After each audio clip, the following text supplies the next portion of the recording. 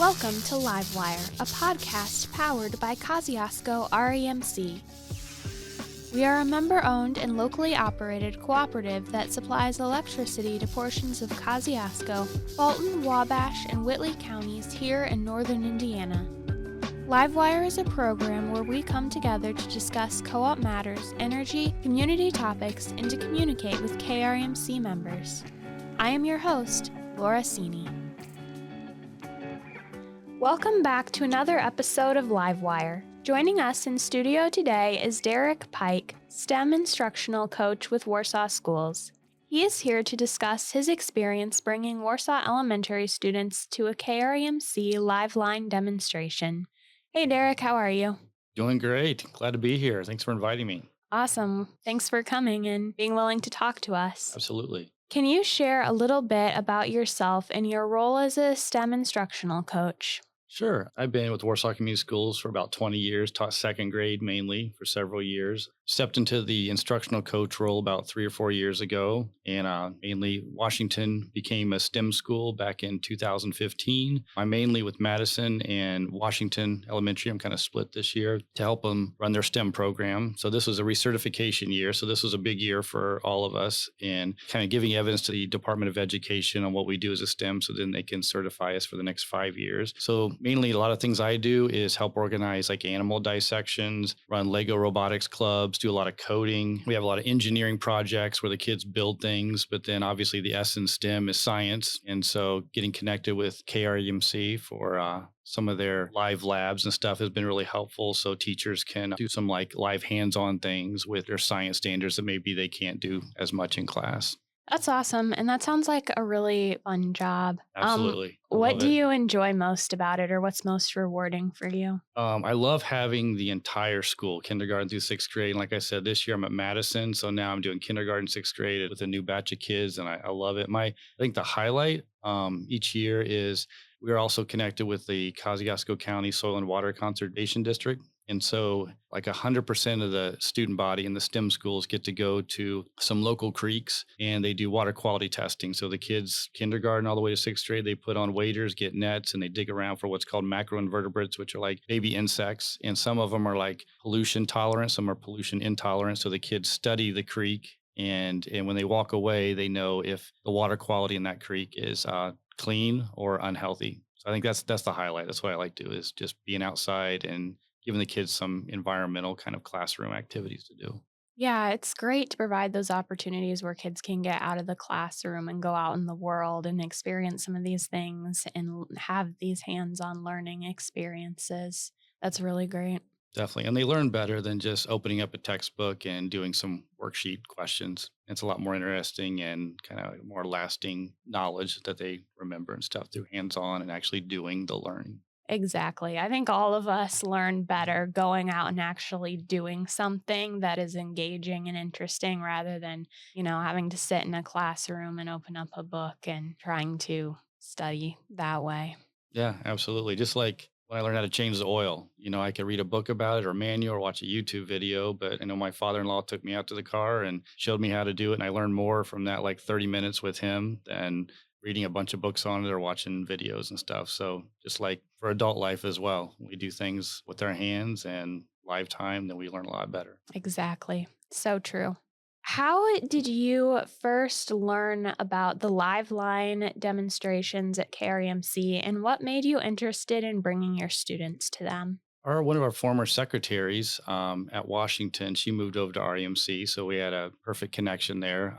So I know looking at science standards last year, one of the sixth grade new standards was learning about Wi-Fi, broadband, fiber optics, and I had no idea how to teach that. And I approached the teachers, and there's no curriculum out there for that. So I reached out to Tiffany O'Malley, which is one of the secretaries here, and a good friend, and we know with the Kosciusko Connect that just came out to rural areas and stuff, that was huge. And so reach out to them and just say, hey, this is a science standard that our sixth grade teachers have to teach. And we don't have any curriculum for it, like you guys do. And so they brought a team out and they had stations. They had this cool fiber optic thing to show how with water that light is transferred and can bend and stuff. They also talked about Bluetooth and Wi-Fi in kids' homes, how insulation, and if you have your modem or something in the basement, how your signal can be weaker depending on all the things that run on Wi-Fi. So things that our kids are learning every day or fiddling with, and they're just fascinated by. So we had them out, and they did a phenomenal lab with our sixth graders, and the teachers were so appreciative of that. So kind of reached out again this year to see if there was like a fourth grade standard with like electricity. I know in the past when I was a kid, we had programs like that where somebody would come and do electrical safety. And I remember Louie the Lightning Bug in the 80s on Saturday morning cartoons teaching. That was my kind of only experience with that as a kid. So reached out and just, I think Michael Whitaker, and he set everything up and had our live line demonstration a few weeks ago. That's awesome. It's really encouraging to hear that you were able to reach out to a connection here at Kosciusko REMC and Kosciusko Connect, who was able to set you up and have some people come out and host that lab about how internet works, and that the kids found it engaging and useful. Yeah, and the staff here was phenomenal. They just said, "Yeah, we've been looking for opportunities to get into schools and do some things. We have things ready to go." And so they'd say, "Hey, give us some time to set some things up and organize it." And then within a few weeks, they were ready to knock out some dates to schedule to come in and stuff. So the staff here was like great and just helping life easier and organizing school bus to get here and do some learning. Awesome. I'm glad to hear it.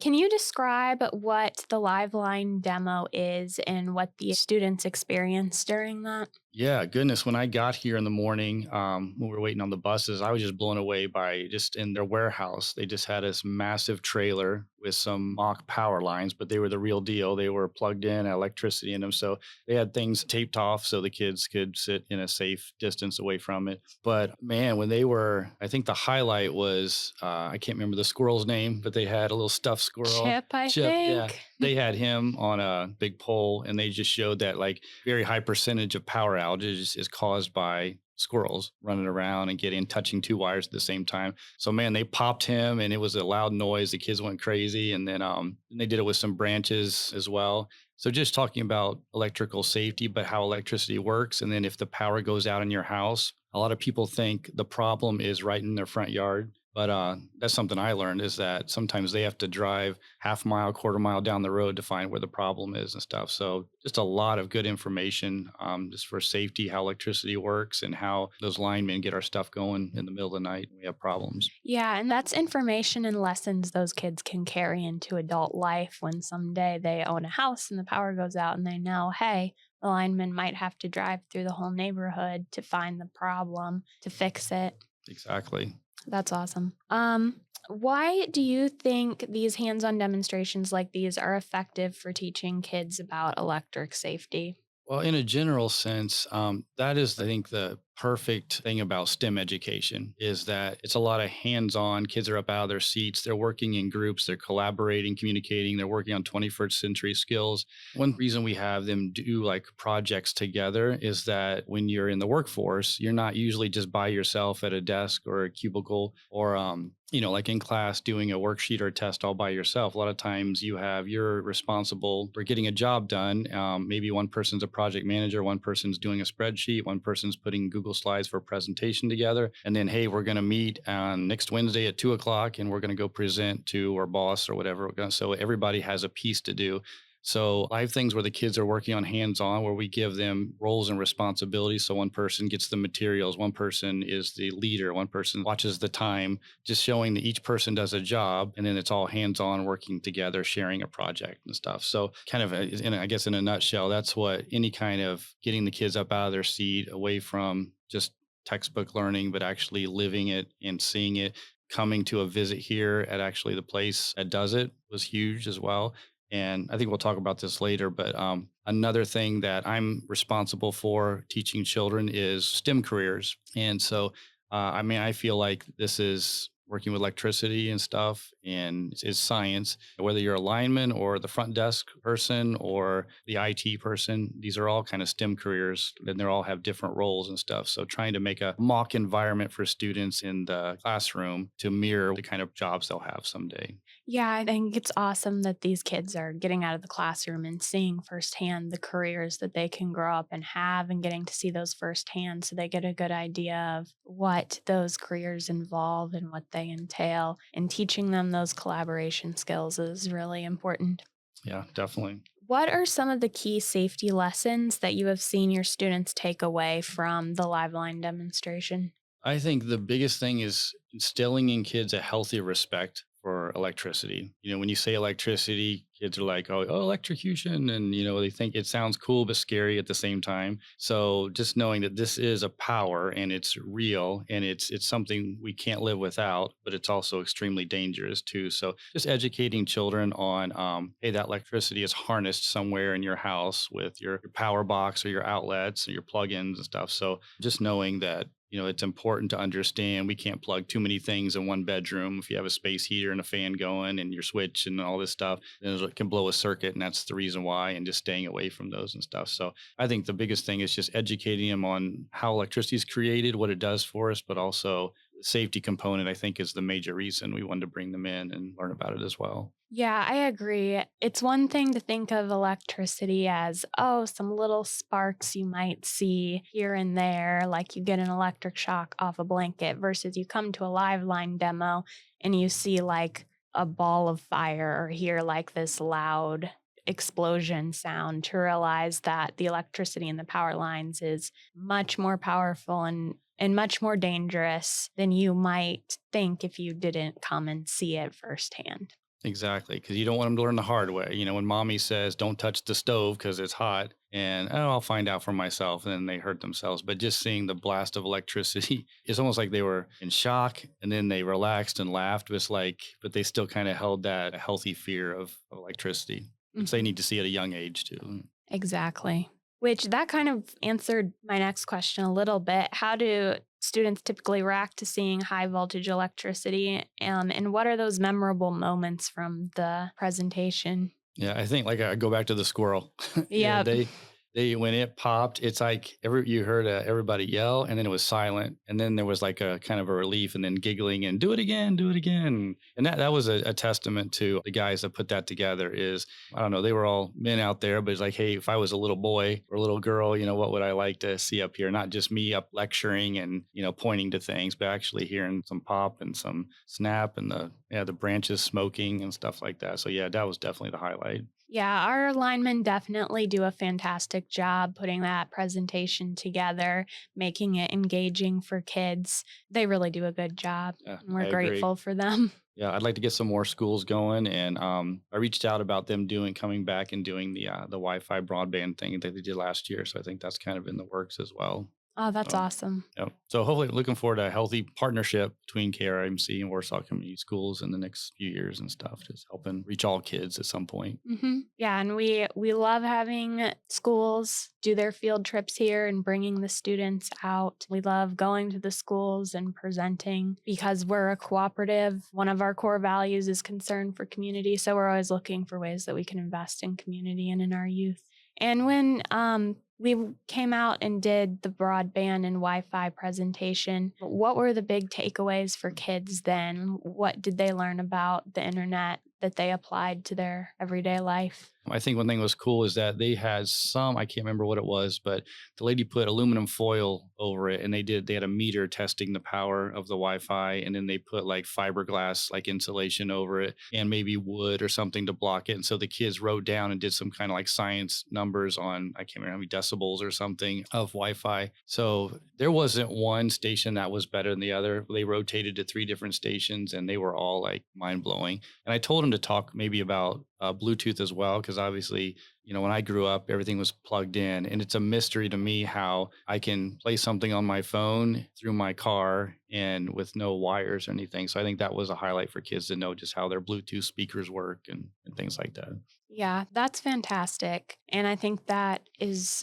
becoming an increasingly important life skill is to know how the technology we use every day works and have those skills to use that technology effectively. So I'm really glad that we were able to come out to the school and provide that program for you guys. Yeah, it was very cool.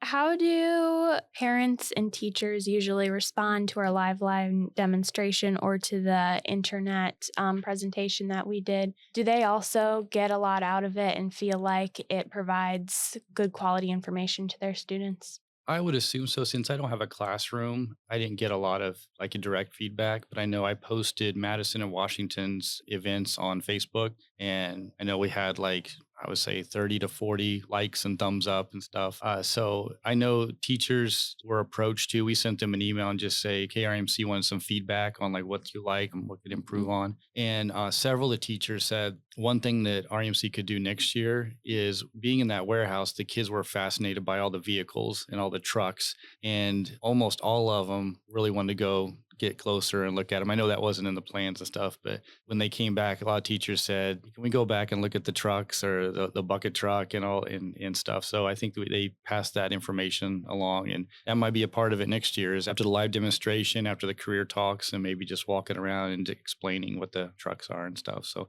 I don't know if that answers your question about parents, but I know teachers gave some feedback just based on what the kids expressed.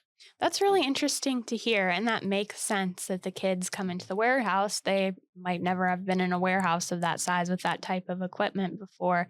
It's encouraging to hear that they are curious and fascinated by it, and that's really interesting and something we can think about Yes, incorporating for later presentations. absolutely. Especially when they're driving down the road with mom and dad and they see a bucket truck or something up working, at least they'll know, oh, mom, I saw that at REMC and I know what they're working on there.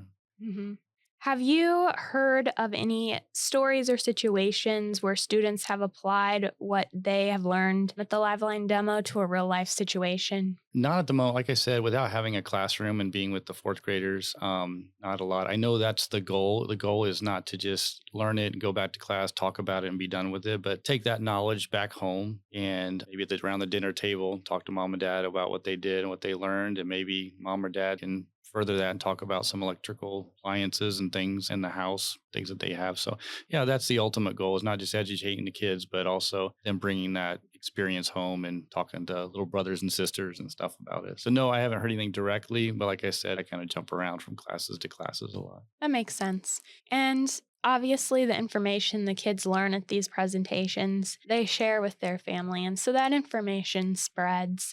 And if one of those students were to have a downed power line in their yard or something, they'll know what to do and they can tell their parents, hey, don't go near that. Call Kosciusko REMC. So that information does spread throughout the community through our students, which is the goal. Definitely. Do you think that it is valuable for teachers and educators to take their students to these demonstrations at Career EMC and why? And like, how would you encourage a teacher or educator to bring their students here? Yeah, kids are always going to learn better taking them out of the classroom to the actual environment instead of just, if they came to the school in the STEM lab or in the like a presentation room, they'd have to bring all that with them and they'd have to leave a lot here and stuff. But I think just taking the kids out of their environment to see where when mom and dad call KRMC, this is where the call comes to and this is where the people are housed. And then, 2 in the morning, that's where they come to grab their truck and head out and fix power lines and stuff like that. So, yeah, like I said earlier, much better than just watching a video and reading a book about it. And I know teachers have more buy-in when it's not just taking them out of the learning that they could be doing in class, but when it's directed towards their science standards, then teachers are more apt to like, hey, this is a valuable trip that this is enhancing what I'm trying to teach in the classroom. And so it makes it more valuable for the teachers to take that time out of learning to know they're still learning, but they're doing it in the live place. That makes sense. Have you heard, and you mentioned you aren't directly in the classroom, so you don't always hear directly from students, but have you heard from any students who have heard our employees present on their career path? Because we usually have our different departments talk about what they do, like marketing, information technology, accounting, all the different facets of what we do. Have you heard any students like hear about a career path, maybe here at KRMC or somewhere else, and they're like, that's what I want to do. That sounds really interesting to me and be really inspired by that? Yeah, again, that's the goal. Not her like directly, but we have also like when we do engineering projects, we have engineers from orthopediatrics, Medtronic, Zimmer Biomed, Johnson Johnson that'll come in, and at the end of the project, they'll talk about their careers as well. And it's not always engineers. Like we had orthopediatrics come out, and they also brought one time their HR person and like a mechanical engineer, electrical engineer, and then a person that kind of organizes everything. And that's what I appreciate about when we came here is that it wasn't just the IT person, but it was also the lineman, the guy that coordinates things here. And then we got a lady from the front desk as well. And just trying to teach kids too that there's all kinds of careers out there, especially STEM related, because being a STEM school is to expose them to that. And I'm just recommending to that, hey, you don't have to go to college to be what you want to be. If you want to be something that doesn't, you don't have to have a college education for, then it's not something that we push. But if it's a career you do, then, helping them in the right career path to make those decisions and stuff. So that's something when I've gone STEM recertification that the Department of Ed really wants STEM schools to instill. And I totally agree with is from young ages talking about those STEM careers. We had an engineer that said he didn't think of that as a career. And then an engineer came to his high school class one time and talked for half an hour and stuff. And he said he was hooked from then. And then now he's working at one of the orthopedic companies in town and stuff. And he said if that person never would have come to his class, he goes, I'm sure I wouldn't have been an engineer. I would have been doing something else. So important that when we do field trips, that we don't just end it on whatever the topic is, electricity or whatever, but let the kids know it's not just, real world thing, but hey, you're going to have a career someday. And here's a few options. So that's what I loved here is that they took 4 or 5 people that came up and they all had different responsibilities and jobs in KRIMC and just kind of described each one. And so, yeah, I'm sure it pricked some kids' interests and stuff there. That's encouraging to hear. It's encouraging to hear stories about that one kid who heard an engineer came into his class, talked about what he did, and that sparked something that, later on became his career. It's really encouraging to hear. Do you have anything else that you would like to share about the STEM program, about your experience with the live line demonstration? Anything else that comes to mind? No, I just appreciate the companies and stuff I've reached out to as a STEM coach. Like 100% of them see the value in reaching children from kindergarten on up. And sometimes one thing that I tell students is that when I was a kid, me, my father, my grandfather, they graduated from high school or college, and it's pretty much your doctor, lawyer, engineer, teacher, fireman, policeman, and you're that career for the next 30 years till retirement. Where I read some research lately that says kids nowadays in this generation will change jobs and careers at least 5 to 7 times in their lifetime. So what they go to college for isn't necessarily what they're going to end up doing because I don't know, this generation, there's so many careers exist nowadays that didn't exist when I was a kid with the computer and IT and internet and just like project managing as it is now. So letting kids know that, start on one path, but oh my goodness, I've heard even, we have some teachers now, they go into teaching and then they leave and they go into other areas or vice versa. People go into other things and they'll end up in teaching. So it seems like careers are more fluid now. I don't know if that's good or bad because, in the long term, when you're saving for retirement, sometimes leaving careers and stuff back and forth can be bad, but sometimes you have to do that to find your niche. Because if somebody ends up in a career that they hate and they're in there stuck for 30 years, like the generations before us, that's not good either. So yeah, I just appreciate this kind of opportunity to connect children with real world careers and people out there that can kind of guide them in the right direction. And that's what I like about the STEM program and businesses like this that see the value in supporting us and providing opportunities for kids to learn about STEM topics and STEM careers. That really is important that you highlighted. The career landscape has changed a lot within the last few generations, and it's really important to prepare students for that and prepare them to be a valuable part of the workforce and help them be prepared for the ways that it's going to change and evolve and the way that technology is going to change and evolve. So it's encouraging to hear that, the STEM program at our local schools is preparing our students for that. Yeah, and the core thing is obviously always reading, writing, and math, but that's why kids go to school. But when you can give them other opportunities, then that brings the love into school. And that's usually what's talked about around the dinner table is kind of the STEM projects and stuff. So I feel like STEM is what helps kids want to come to school. And then the reading, writing, math, that's the most important thing. So it kind of all, if it's done right, STEM is an integration type way of teaching, where if you're learning about weather, you're reading about a reading class, you're writing about it, you're doing math on meteorology or something and temperature, and then you're learning about it in science class. So that's in a perfect world what STEM education looks like is you're using it to help literacy and math and stuff, and they just experience it like throughout the school day. That's awesome. Thank you for joining us today, and thank you for sharing about the awesome work that you're doing in the local school system through the STEM program. And I hope that you have a good rest of your day. Yeah, thanks for inviting me. This was fun, and I always love talking STEM, so I appreciate this opportunity. Awesome. Thank you. Thank you. If you haven't already, download our digital Co-op Connections app and enjoy discounts at around 30 local businesses. This month, our featured business is Wagon Wheel Center for the Arts. Wagon Wheel is one of the oldest theaters in the round in the nation and has been presenting Broadway quality productions for the last 70 years. They have an incredible lineup of summer shows coming soon, including Joseph and the Amazing Technicolor Dreamcoat. KRMC members can receive 10% off of 2 tickets for all Wagon Wheel events purchased in person with the use of the Co-op Connections app. So what are you waiting for? Come experience the magic of Wagon Wheel Center for the Arts. You have been listening to Livewire, the official podcast of KRMC. To learn more about KRMC, visit our website krmc.com or follow us on social media. Thanks for listening.